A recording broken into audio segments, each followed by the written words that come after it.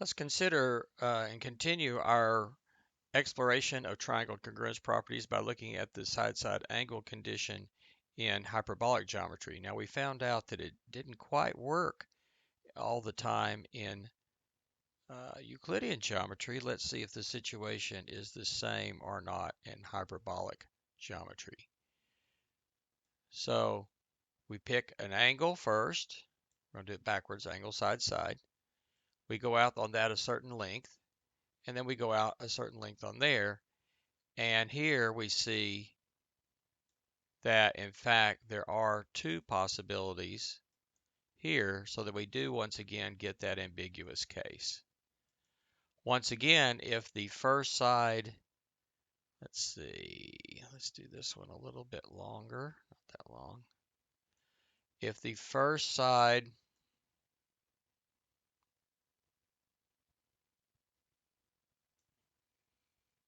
okay, is too short, like it is here, like this, then this circle will not reach this ray, and so there's no triangle possible. So it's very similar to what happened in the Euclidean case. But if it gets longer, there can be a place, okay, where there is a place where it is tangent. It may be hard to find that one exactly. Let's see if I can get there. So there's going to be some place right, actually maybe right there. It's hard to see, or maybe I can't get exactly on it. But I think you can see there might be some place there, I'm close to it here, but not quite, where this circle and this ray meet in exactly one point. They're tangent to each other. They share a common Euclidean tangent line. And that point, we are going to have a right angle there, and there'll only be one triangle. So that's exactly the same situation that we had in the Euclidean case.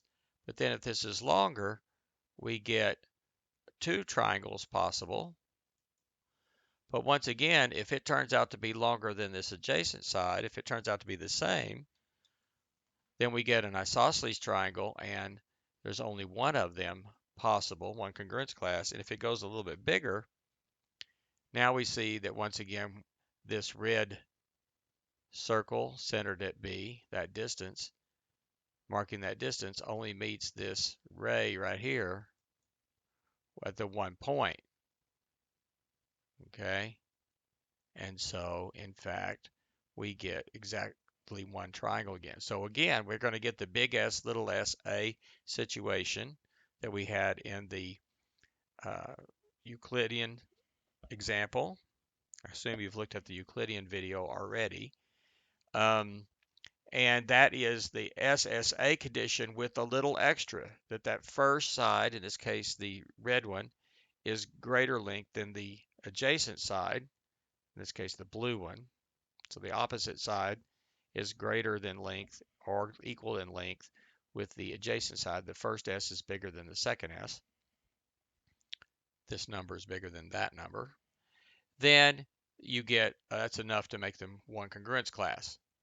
And then there is another situation where you could get one congruence class when it happens to be a right angle right here at C. And finally, you get some situations in between there where there are two triangles possible. So that triangle and that triangle both have the same side here, the same angle here, the same side, and the same length side here and here. And so those are congruent triangles. Those are not congruent triangles, but they do have congruent corresponding side, and angle, but they're not congruent triangles. So there's the ambiguous case. So in general, side, angle is not enough to make triangles congruent and hyperbolic. And once again, as we've seen everyone so far, hyperbolic geometry seems to behave the same way as Euclidean geometry in triangle congruence. We do have one condition left to consider, and that's the angle condition.